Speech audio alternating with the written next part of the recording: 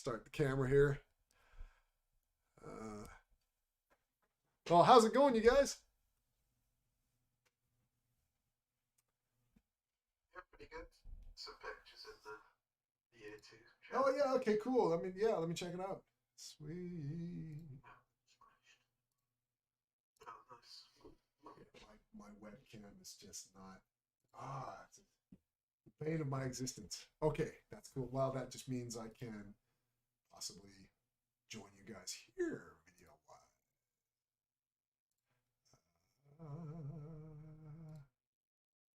And no luck. Okay. All right, so let me take a look at your two thread.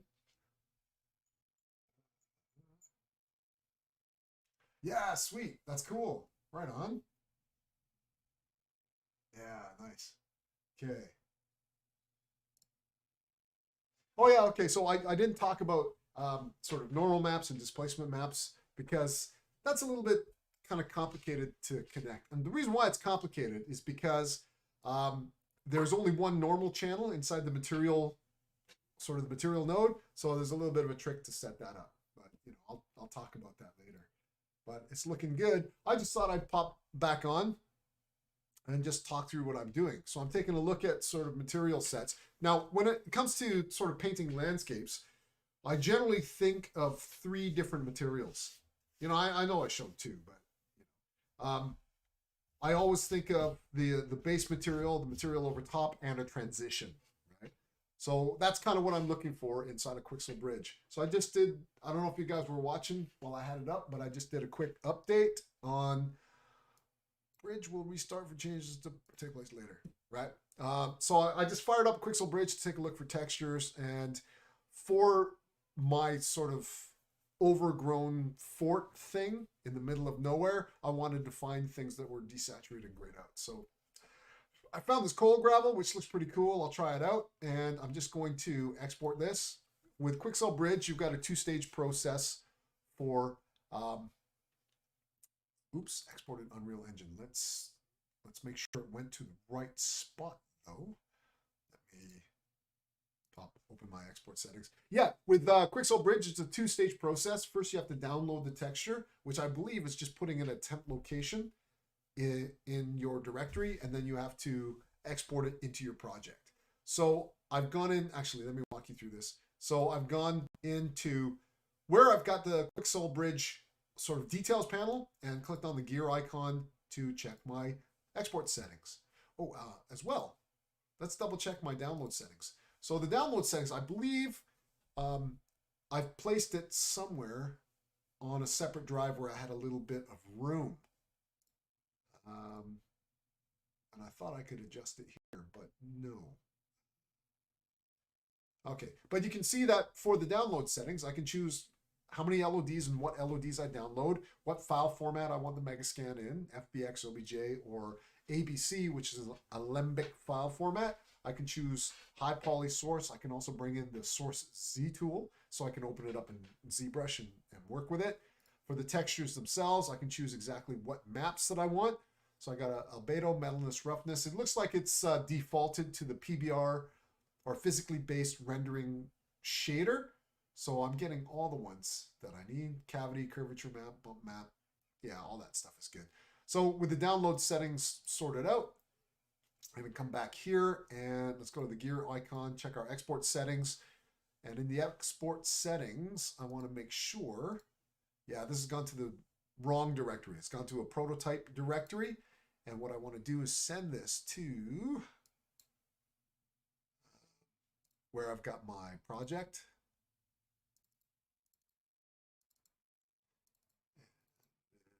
Previs, VR, Star Chamber, and inside the content folder. So what am I getting? I'm getting materials and textures. Now, I don't know if this will create a default Megascans folder for me. It might. Oh yeah, it does, actually. I need to just sort of specify the project folder, not... It won't let me dive deep into a specific folder, I don't believe. So I gotta select that project. And then now I can export into it. And with Unreal Engine open, it should automatically detect, which it does. And I say, do you want this game Megascan surfaces? Yes to all. That's going to import that in. So I'll have that available to me. You guys are so lucky, man. I swear to God. The resources available from Quixel, amazing. The Megascans and stuff, just amazing. All right. I can't click on Unreal, which tells me it's still busy importing. So while it's doing that, I just want to double check. So I went in here to try to change my download settings, but it's not letting me pick a directory to download because down here it says all settings are preferred options and will be downloaded when available, right? But I think there's a place to set my master downloads somewhere in here. Let's just check our master settings. There we go. So we've got a library path. And I did set it. So I've got an E drive where I can have all my Megascans assets. So basically when you download, it goes there first. So you can specify like a USB drive or a blank drive or what have you. And then once that's done, then you can export it, which means it's just going to take it and put it in the Unreal Engine project for you. So I'm going to come back over here. I've got my coal. Let's take a look at ground. I suspect I probably want gravel, but let's take a look at ground. That looks really cool. Rocky soil. The color is, I wanted to try to find something a little bit closer to the gravel. That's kind of cool. It's very dark and desaturated. I might grab this one. Pine forest floor. Download that. And black sand and gravel. That might be all right to fill in some gaps here and there. But I think I'm overthinking it. I just want to grab that and then perhaps a grass. And then we're good. Coal gravel I've got. And oak forest floor. Nah. Okay, so I'm happy with this one. Pine forest floor. Let's scroll through and see what we're getting. Cool.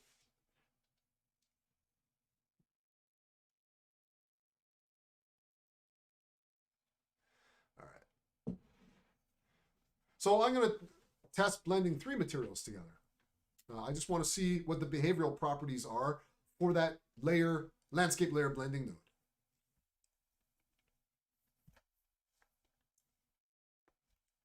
So while that's doing its thing there, I'm going to come back in here and look for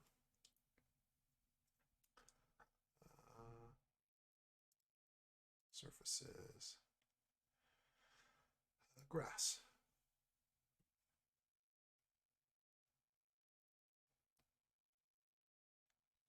What, that's it? Icelandic moss? No. Megascans. Oh, search filter, right. Okay, so let's take a look at this one.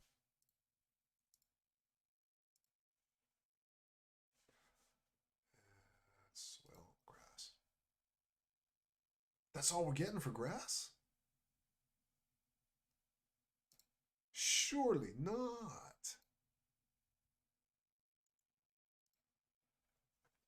Let's check the vegetation assets, actually.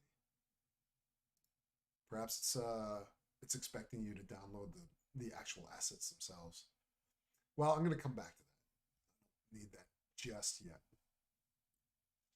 A little tip when it comes to things like procedural hair and grass, right? That's a lot of strands and geometry to kind of render, right? And to make it look thick and lush, it's just impossible for any modern renderer to handle. Well, or within reason. So a real quick trick, you just put down a tileable texture of grass, or if you're dealing with hair, texture the scalp with hair texture, and then do your procedural whatever on top of that.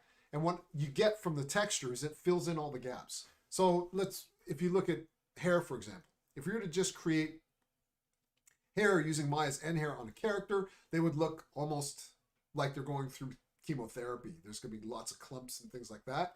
So, and you might crank up the hair strands to just fill that out with some more body, and then your render will crawl, slow to a crawl, right? But the minute you put down a scalp texture that's got hair, it'll look great. It'll fill it out, give it a bunch of body, like I said, and just look really good. Okay, so this is strange. Let me just do a straight up search for grass. Hello. Surely. Okay, yeah, I must have been looking in the wrong category or something. So that's grass uncut. We want something like thatched grass, but what's that? That looks cool. Stony steppe.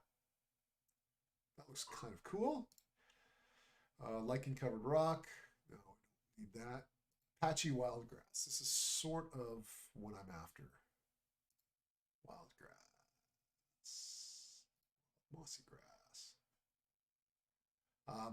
This seems really even. I like this a bit better because there's some variance in terms of color and contrast. Or something like this. That looks pretty cool. Wild mossy grass. Wild grass. Wild grass with a little bit of variation in it. Dry grass and soil. What's this one? Mossy swamp ground. Okay, I think I'm happy with this one. Down. Yeah. I'm going to download this guy as well.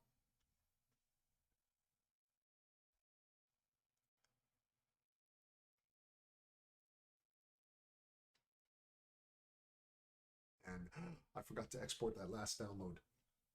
So I'm going to take a look at that and get that exported into the engine. And then we'll try and connect it up, and then we'll call it a day.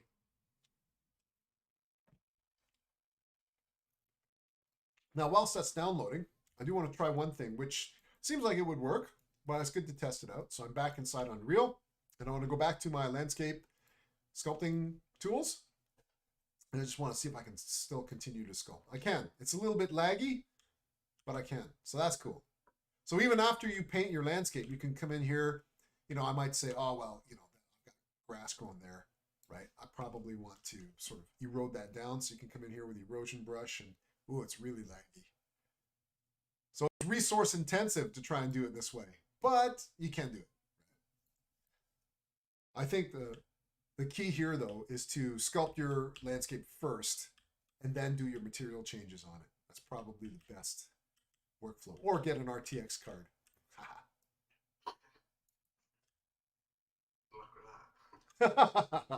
Oh, I'm saving for it.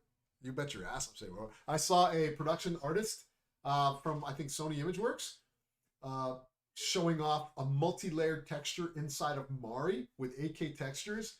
And she was running a 48 gig RTX card, and it was just awesome. It was awesome. So that's a goal, man. Yeah. I just gotta square it with wife, I think. 5,000 pounds on a graphics card? Do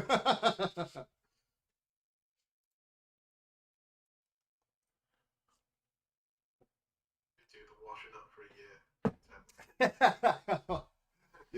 Yeah, something like that. I'll just palm it off on the kids anyway. Oh, is the text too small? My apologies. Okay, let's yeah. I think I've covered up the web caption window a couple of times. I apologize for that. I think it happens when I drag the window and it just snaps full screen, and it's like, oh my god, sheesh. All right, so let's make that text bigger. I thought this would be helpful because then you can read all the connecting thoughts if you need to. But you know, either or. Let's see settings. See if we can. Maybe I have to stop captioning to get the settings window. Do I? No.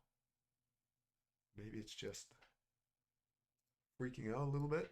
Let's see. Oh, here we go. General. Sensitivity high. Control Shift. All right, there we go. Shift left and right. Okay, there you go.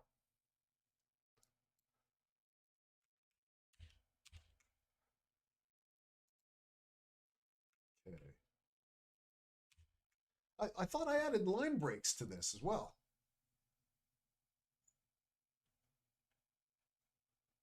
Yeah. Something's lagging out here. Where's the...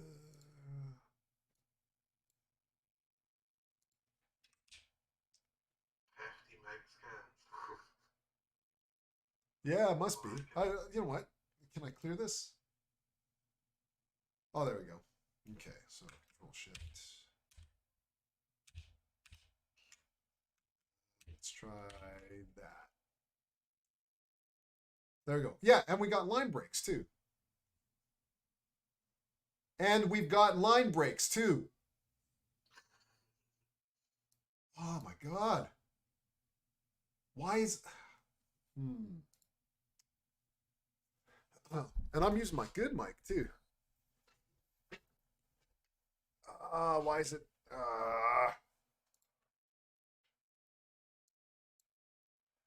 Okay. I don't want to turn the gain up on the mic. I'm just going to have to talk louder. Get a megaphone. Yeah. Okay.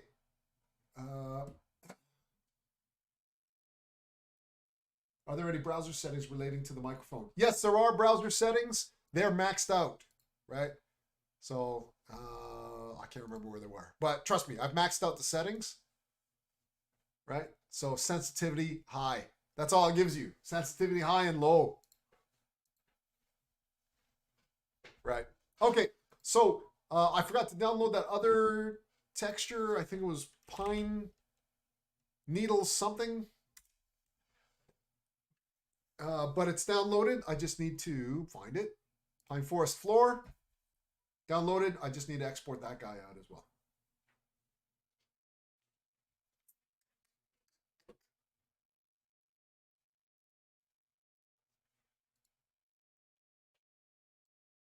Cool. I like what you got going on there. That's really good. With the twig textures and a little bit of that. That's looking pretty cool. Yeah. Yeah. Is there a limit to I guess not. Yes, I'm sure there is. But when it comes to stuff like that, especially during sessions like this where I'm experimenting, I love to try and break stuff to see what the limit is. Yeah. I do know that I go by the old alpha blending limitations, which I think was at the time 7 layers of alpha blending was the limit at the time. So I try to hover around there. So this should handle layers, but they're 8K megascans as well. So you got to factor that in. Yeah.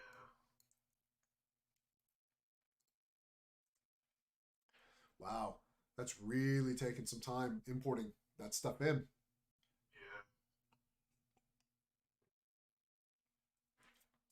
Yeah. You know, see what the limit is. In terms of the layer blending, can you? Yeah. Oh, no, this is what Maz has typed. So Oh, you can always see what the limit is. Oh, okay. Yeah, probably. In one of the diagnostic tools, I'd imagine you'd want to. We just talked about optimization and having those things up. So I'd imagine because it's a texture shader issue, we can have a look. I meant in like you can test it. Yeah, you can test it. That's how I like to do stuff. I like to just chuck as much as I can at a renderer until it breaks.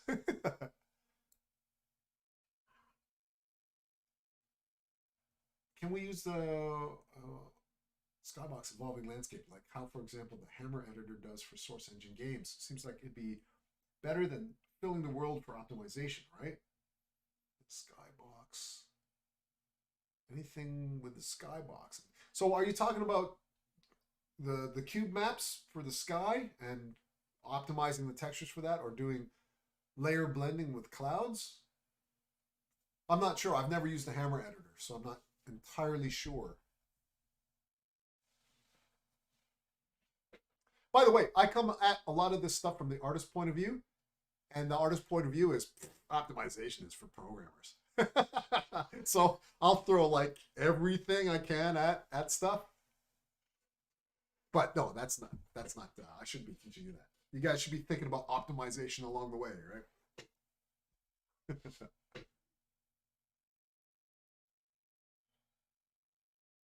you seen new game Valheim that's come out recently? No, I'm hearing loads about it.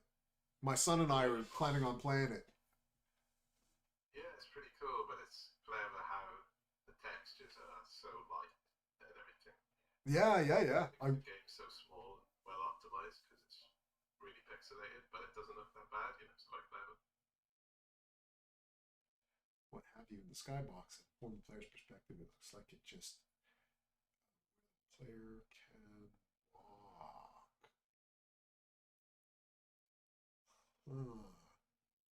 Just trying to wrap my head around.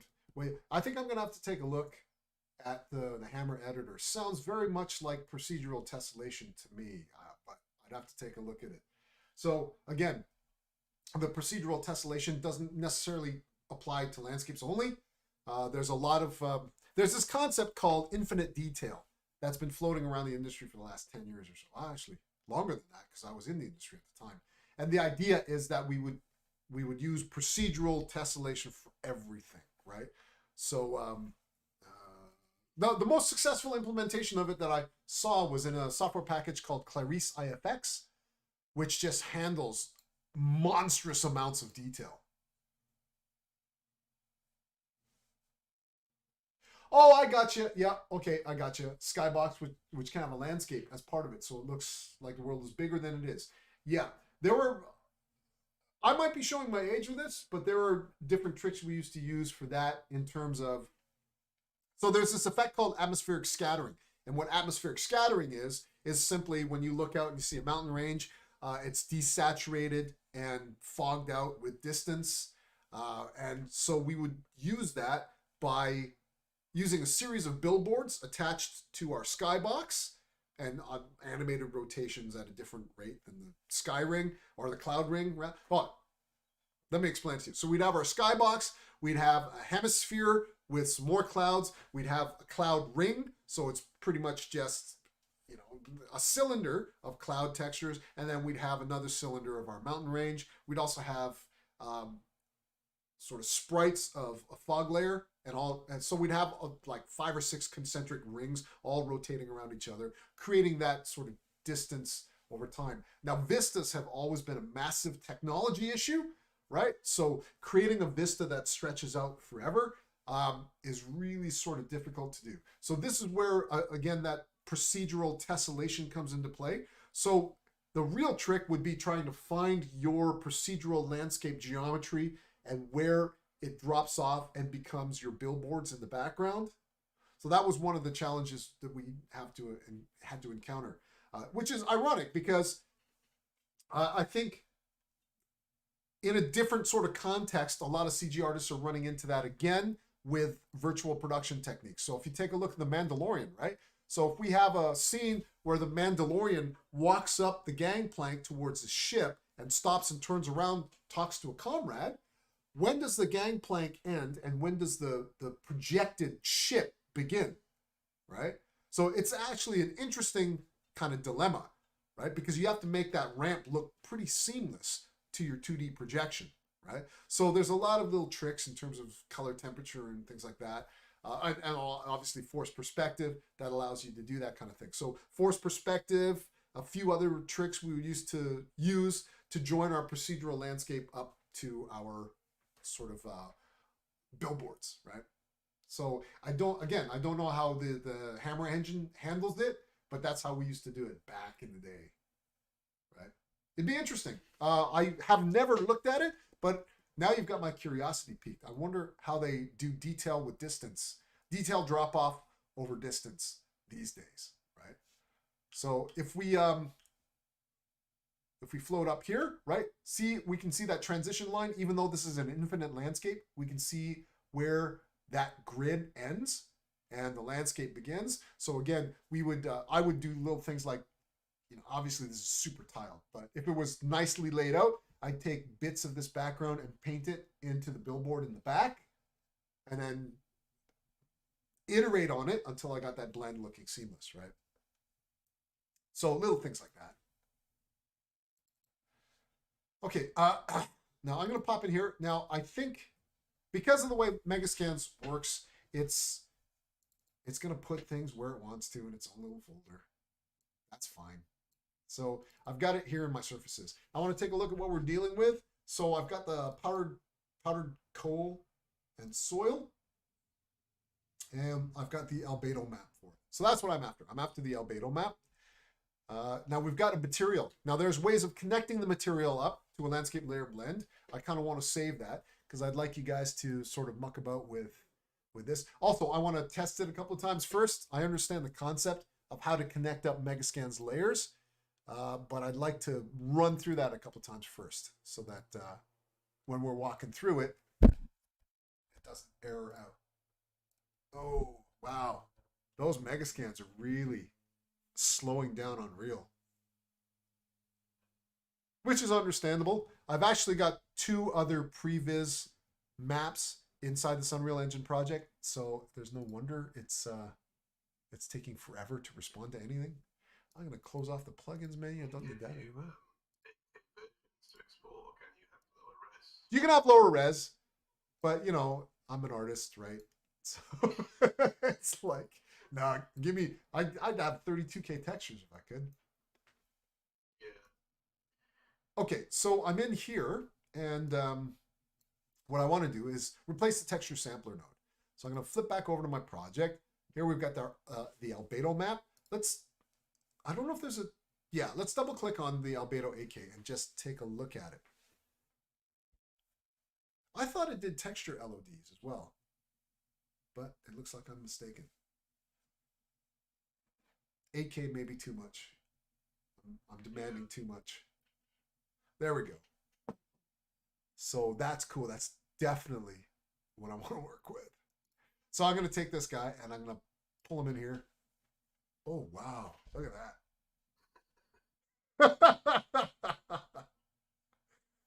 Okay, well, I might have to go back and re-download the textures, lower res ones.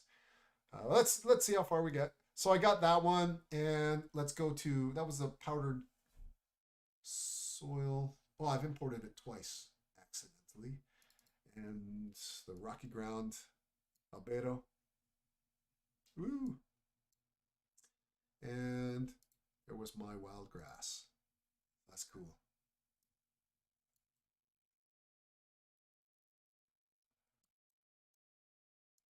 Okay, so I'm gonna, let's see if I can, I'll just manually maximize this for a sec.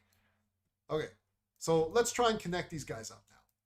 So in here, I'm gonna take the level coordinates and pop those into those UVs over here. And I'm gonna take that RGB output and pop that into layer A. Is that the right one? I think I wanted the rocky ground. Well, let's just go for it, actually. So this one is my coal and soil. That's cool. And I'm going to pop this guy in here. And we'll just grab the UVs off that. No need to disconnect these two. I'll just leave those. And let's add our third layer array element. So I'm going to add a third one here. And we will pop that open and label that layer C. And let's see if we can have a play with that. So in here, again, I'm going to take the RGB coordinates, pop that in here. Because I'm not doing anything with the UV tiling. Actually, yeah, no, I will. I was going to use the same UV coordinate system for all these materials, but you never know. You might want to change the size of one tile versus and have a completely different one for another tile. So I'm just going to duplicate this guy, and we'll pop those UVs into there. Oop.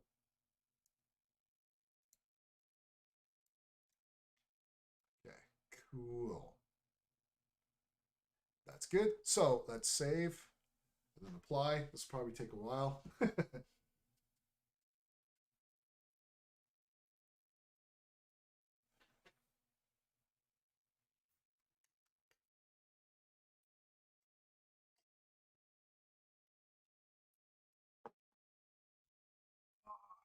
I think I'm being too greedy, guys. I'm gonna have to go back and download 4Ks.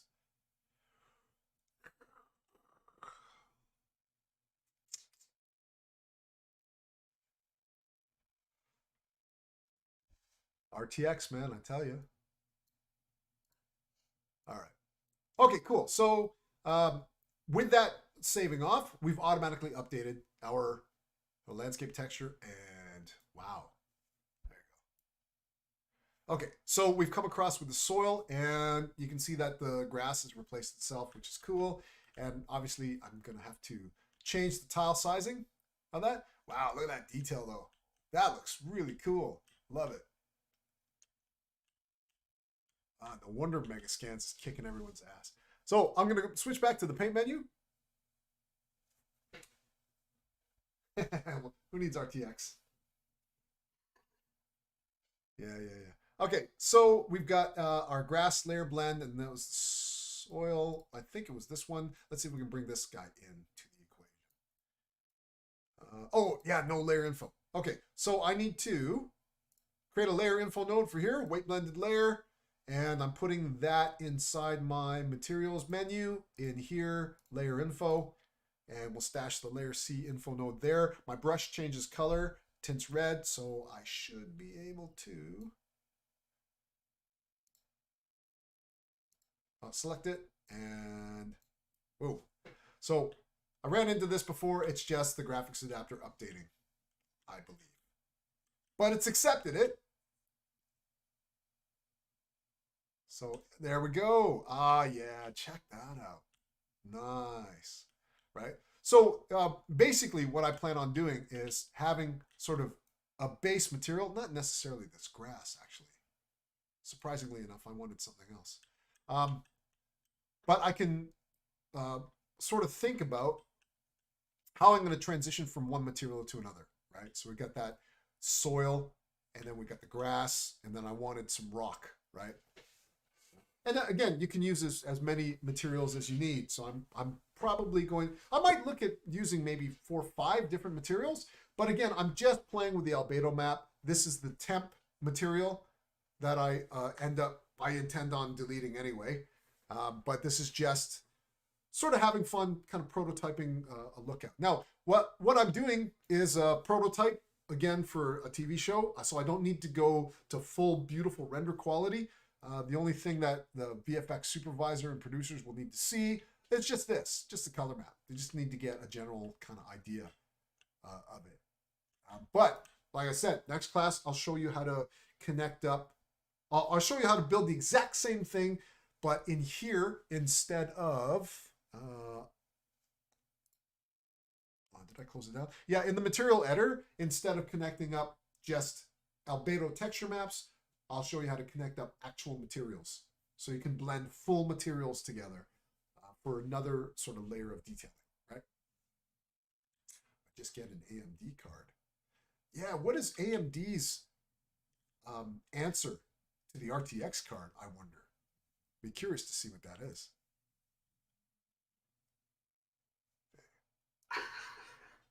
6800 XT.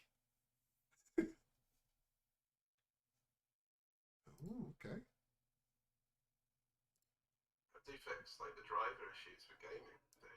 They say they have, but Yeah. they haven't.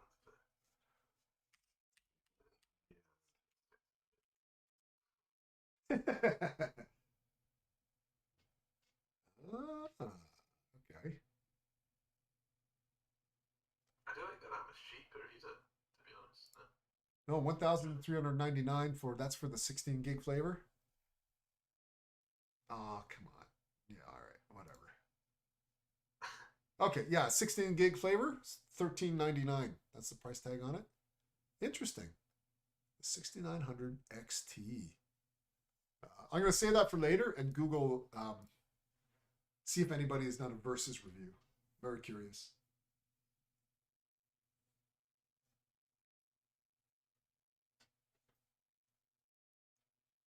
Oh yeah, okay, yeah, yeah.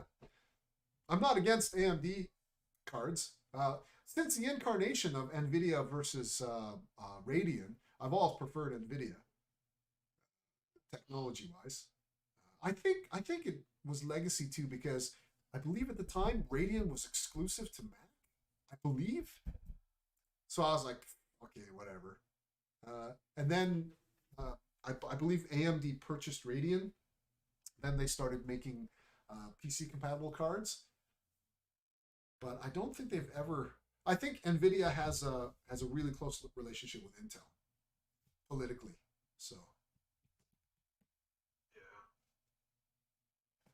Yeah. and yeah, with the Radeon, I believe they have that relationship obviously with AMD, and so they're optimizing their cards for their Threadrippers. I think I'm guessing. You know, it's unless you work in the facility and you're privy to these sorts of meetings, everything's just conjecture. Nvidia card with an AMD CPU. Yeah, I don't think that'll ever happen. Okay, so yeah, these assets are taking forever. That's pretty much all I wanted to cover anyway. We got 4 minutes to the end of the class. Obviously, I'm going to have to download lower res textures, so I'm a bit bummed out about that. But you can mix 3 different layer materials if you want. Bring in 4 and make a really, really cool looking terrain. Some of the screenshots looked awesome. So I'm just saying, keep going with that. Now, with the, let me pop open the material editor anyway, just so we can have one kind of last look at it, right? Now, with this material editor, right, you can do exactly the same things we've done here with a layer blend node, right? So let me take these guys, move them out of the way, right? Let's grab all these guys and let's do, what's it called? Backdrop node? No. Group? No. What is Unreal's, was it comment? Great comment from selection. Is that it? Yeah, that's it. The comment, right? So this whole bit here, right? You can do that, recreate that for each channel in this material, right? Each channel. So you can go in. My recommendation is to first start with specular, right? So, you know, the grass has a bit of specular, a little bit of wetness, right? So if you add wetness to the grass sort of texture, but then you leave no specular for the not necessarily soil, but for like the rock, then you can have that wonderful material variance in there, right? So yeah, I recommend you play with the specular and then perhaps the roughness, and then just build out the landscape material that way. I think the big thing for me is just this ability, once you build that base shader, of going in and just painting exactly what you want in here, right? And look, the response for the painting tool is a lot quicker once it's done all its preloading and all that sort of stuff. And I got my frame rate here. I'm dropping to 70, 80 frames per second, but it's still good. Yeah, and every now and again, it's got to recalculate stuff, so it slows down. But it's cool. It's not bad. It's pretty responsive, right? Okay. I will save this off, and we will leave it at that for today, and then we'll pick up next session. Any final thoughts, comments, or questions before I let you guys go? Nope. All good? All right. Yeah, cool. So I will talk to you guys next session. Cool. Thanks, All right. Cheers. Talk to you guys.